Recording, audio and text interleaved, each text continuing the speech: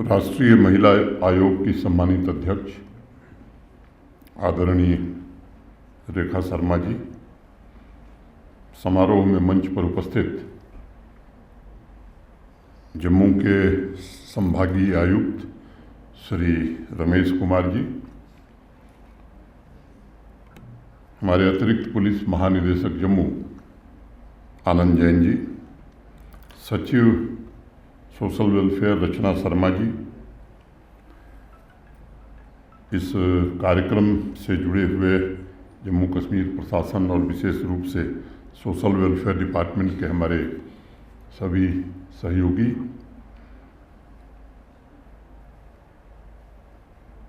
सभागार में उपस्थित नारी शक्ति देवियों, सज्जनों तथा मित्रों, मैं श्रीमती रेखा शर्मा जी के प्रति हृदय से आभार व्यक्त करना चाहता हूं, जिन्होंने 8 मार्च को इंटरनेशनल वीमेन डे के पहले ही राष्ट्रीय स्तर पर एक कैंपेन की प्लानिंग की, जिसका आगाज आज जम्मू से हो रहा है। अभी उन्होंने खुद ही बताया, टू बोल कार्यक्रम समाज के विभिन्न क्षेत्रों में अपनी उपलब्धियों से नारी शक्ति की गौरव गाथा लिखने वाली बच्चियों, बहनों और माताओं को समर्पित है। मुझे विश्वास है कि उनके संस्मरण, उनकी जीवन यात्रा समाज में न सिर्फ नारी शक्ति के सामर्थ्य को रेखांकित करेगी, बल्कि अन्य महिलाओं को जीवन में नए लक्ष्यों को प्राप्त करने की भी प्रेरणा देगी। हमारी संस्कृति, खासतौर से भारत की जो संस्कृति है, उसमें नारी का स्थान मैं समझता हूँ कि बड़ा महत्वपूर्ण रहा है। और हमारे यहाँ कहा गया कि नारी तुम केवल श्रद्धा हो, विश्वास रजत नक पत्तल में, पीयूष स्रोत सी बहा करो जीवन के सुंदर समतल में। और अगर शास्त्रों की बात हम करें तो हमारी संस्कृति ये भी कहती है कि यत्र नार्यस्त पूज्यन्ते रमन्ते तत्र देवता। जहाँ नारियों का सम्मान होता है, वहीं देवताओं का भी निवास होता है। किन्हीं परिस्थितियों में ढेर सारी विकृतियाँ आईं, जिसके कारण ये ध्यान में आया कि नहीं, विशेष रूप से प्रयत्न करने की ज़रूरत है। अगर मैं जम्मू कश्मीर की बात करूं तो ये सच है कि अगर पुराने कालखंड में आप जाएंगे तो जम्मू कश्मीर की नारियां वास्तव में नेतृत्व करती थी, लेकिन ये 370 की आड़ में यहाँ काफ़ी भेदभाव यहाँ की बच्चियों के साथ, यहाँ की महिलाओं के साथ हुआ। यहाँ की बच्ची अगर जम्मू कश्मीर के बाहर चली गई, उसकी शादी हो गई, तो वो सारे मौलिक अधिकार उसके, चाहे वो संपत्ति के अधिकार हों, बाकी अधिकार हों, सबसे वंचित हो जाती थी। और मुझे लगता है कि इस दृष्टि से जम्मू कश्मीर के नारियों के सशक्तिकरण की दृष्टि से 5 अगस्त 2019 भारत के इतिहास का सबसे ऐतिहासिक क्षण था, जिस दिन देश की संसद ने माननीय प्रधानमंत्री श्रीमान नरेंद्र मोदी जी के नेतृत्व में धारा 370 और 35A को समाप्त किया। और इसके कारण महिलाओं के अधिकारों को पुनर्स्थापित किया गया। और उसके पश्चात वेमेन एम्पावरमेंट अभियान में जम्मू कश्मीर प्रशासन ने माननीय प्रधानमंत्री जी के नेतृत्व में, मैं कह सकता हूं कि संतोषजनक पहल प्रारंभ की, और उसके परिणाम अब हम देखने लगे। 20 फरवरी को भी माननीय प्रधानमंत्री जी जम्मू आए थे।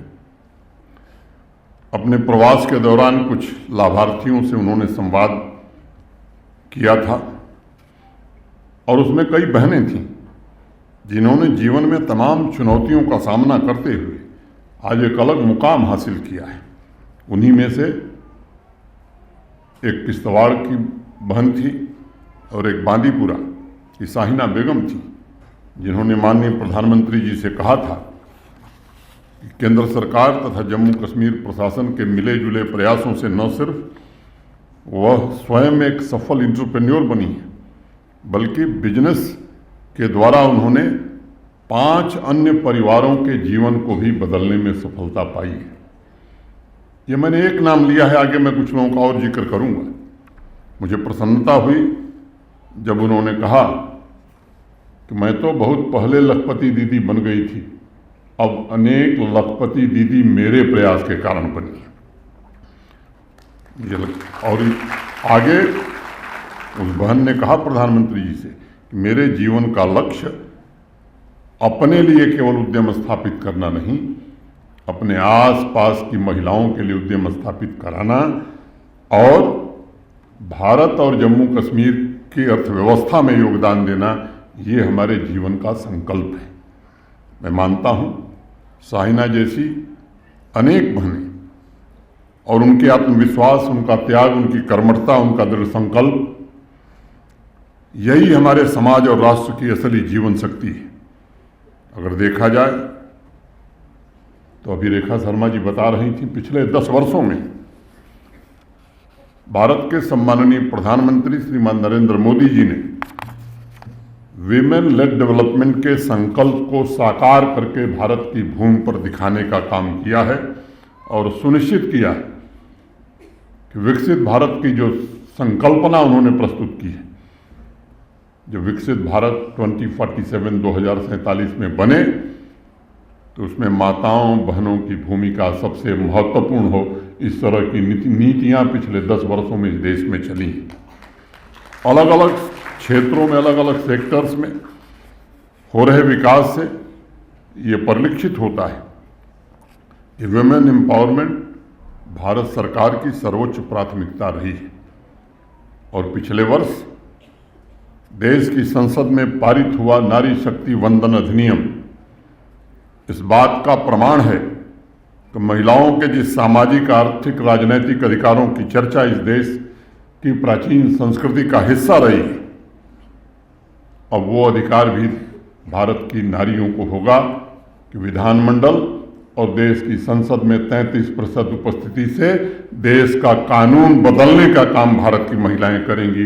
ये दिन भी भारत को देखने का अवसर मिला है और ये काम भारत के वर्तमान प्रधानमंत्री श्रीमान नरेंद्र मोदी जी के कारण हो सका है। नारी शक्ति के साहस एवं धैर्य को सम्मानित करते हुए कल्याणकारी योजनाओं में उनके एम्पावरमेंट पर विशेष ध्यान दिया गया है और जो काम हुए पिछले 10 वर्षों में 14 करोड़ शौचालय, इस देश में 14 करोड़ से ज़्यादा शौचालय बने। मैं समझता हूं कि अगर सबसे ज़्यादा सम्मान, कई स्थानों पर इसका नाम इज्जत घर कहा जाता है, तो इज्जत तो हमारी बहनों, हमारी माताओं की ही बड़ी है इसके काम। 11 करोड़ से ज़्यादा परिवारों को रसोई गैस का कनेक्शन उज्ज्वला योजना के अंतर्गत दिया गया है। अनेक बहनें धुएं के दुष्प्रभाव के कारण अपनी जिंदगी गंवा देती थी।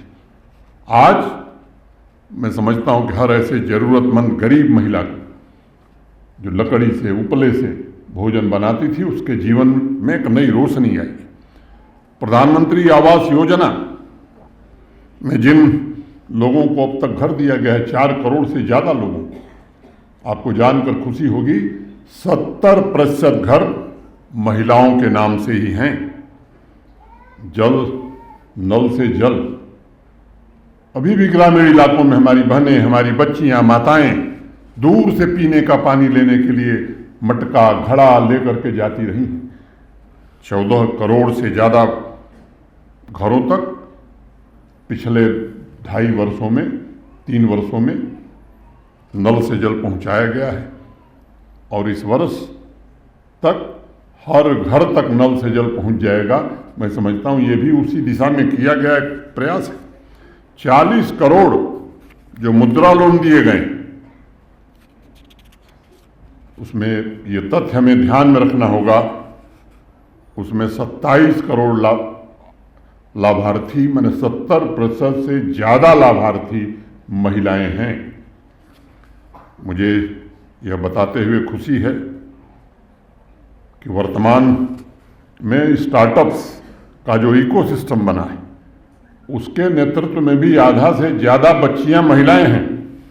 और स्टैंड अप इंडिया जो योजना भारत सरकार चला रही है, उसमें 81%, 81% लाभार्थी ये महिला एंटरप्रेन्योर्स हैं। एजुकेशन सेक्टर का जिक्र भी रेखा जी ने किया। उनका अचीवमेंट तो ही है, लेकिन बच्चियों को फाइनेंशियल सपोर्ट की सबसे बड़ी चुनौती रहती थी। उनके लिए स्कॉलरशिप की व्यवस्था, एक इंस्टीट्यूशनलाइज मैकेनिज्म, सुकन्या समृद्धि योजना के तहत 3.25 करोड़ से अधिक बच्चियों के खाते खोले गए।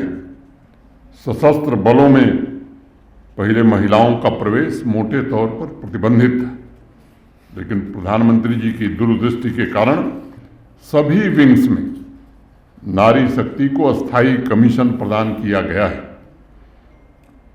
और अगर मैं बात करूं सेक्स रेशियो एट बर्थ, तो शायद भारत के इतिहास में पहली बार लंबे समय के बाद 1000 पुरुषों पर 1020 महिलाएं हो गई हैं।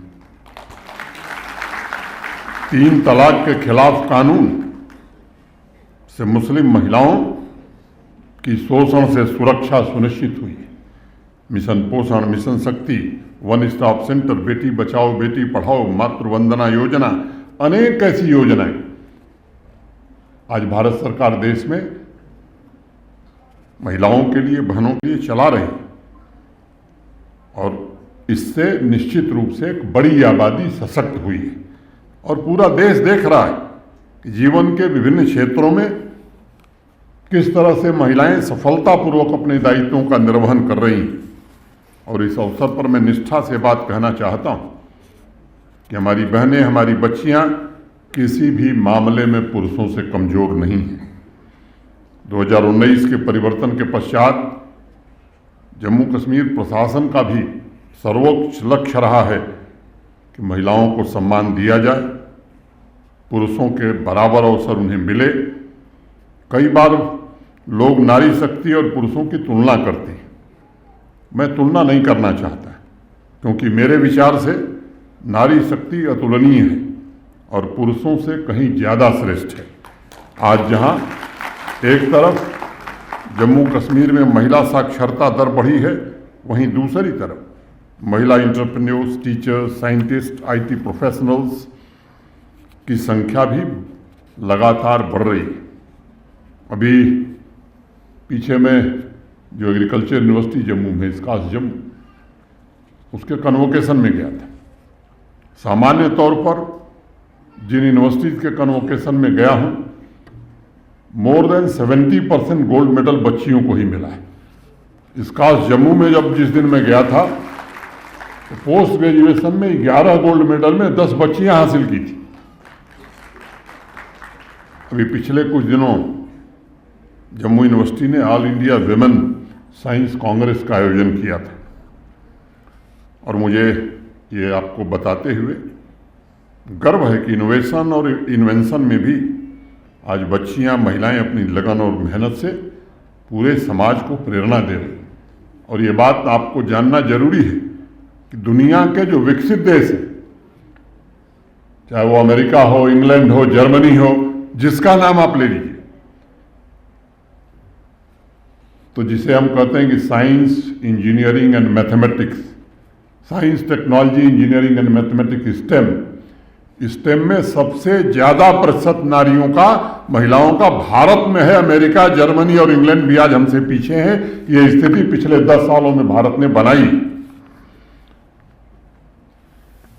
एंटरप्रेन्योरशिप हो, यूनिवर्सिटी का क्लासरूम हो, वर्क प्लेस हो, हर जगह महिलाओं की राह में बैरियर्स हैं। मैं इसको मानता हूं और इसे समाप्त करना चाहिए। इसकी कोशिश भी हो रही है, पूरी शिद्दत से कोशिश हो रही है। और आज मैं कह सकता हूं कि चाहे वो प्रशासनिक पदों को देखें या जिस क्षेत्र में, तो जम्मू कश्मीर में महिलाएं निश्चित रूप से हर क्षेत्र में अपना एक शीर्ष स्थान उन्होंने बनाया है। नारी शक्ति मानवता का आधा हिस्सा है और उस आधे हिस्से को उसका सही सम्मान, सारी स्वतंत्रता, क्षमता और उनके विकास के अनुरूप वातावरण तैयार करने की जिम्मेदारी, ये किसी भी संवेदनशील प्रशासन की प्राथमिक जिम्मेदारी। मैं एक बात कहना चाहता हूं कि पिछले 4-4.5 वर्षों में सेल्फ हेल्प ग्रुप से आज 8 लाख बहनें हमारी जुड़ी हैं और ये 8 लाख बहनें जम्मू कश्मीर के आर्थिक विकास में अपना योगदान दे रही हैं। आर्थिक सामाजिक स्वतंत्रता भी उनमें से बहुतों को प्राप्त हुई है। अनेक नई स्कीम्स, हौसला, मुमकिन, राइज टुगेदर, तेजस्विनी, अनेक ऐसे कार्यक्रम जम्मू कश्मीर प्रशासन ने बच्चियों के लिए, महिलाओं के लिए यहाँ प्रारंभ किए हैं, जिससे विमेन एंटरप्रेन्योर्स के बिजनेस को और स्केल अप किया जा सकता है। अभी मेरा मुश्ताक और हिमाचल से आई एक बच्ची को अब आपने सुना है। अनेक ऐसे नाम मैं गिना सकता हूँ। उधमपुर की एक बच्ची है रितिका महाजन, न सिर्फ स्वयं एक सफल इंटरप्रेन्योर बनी है, बल्कि 45 अन्य लोगों को भी आज वो रोजगार दे रही है। मैंने 45 परिवारों का भरण पोषण आज रितिका महाजन के कारण हो रहा है।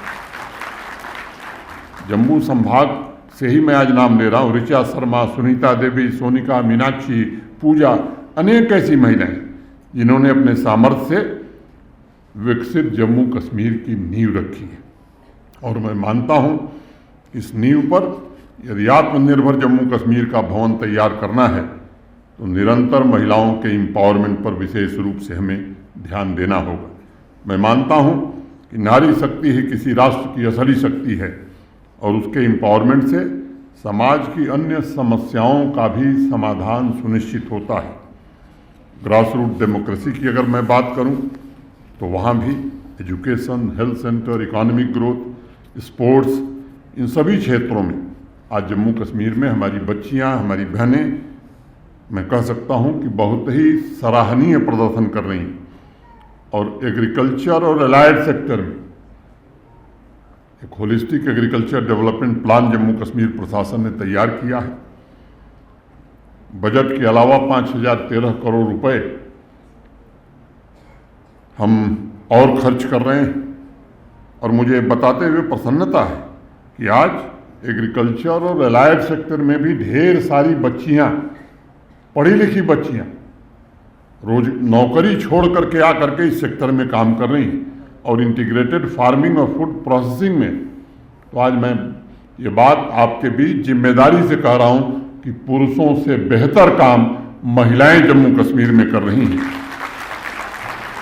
आदिवासी इलाकों में वनधन केंद्र स्थापित करके सेल्फ हेल्प ग्रुप के माध्यम से आदिवासी बहनों को, अनुसूचित वर्ग की बच्चियों को भी इंटरप्रेन्योर तथा आत्मनिर्भर बनाने का प्रयत्न हुआ है।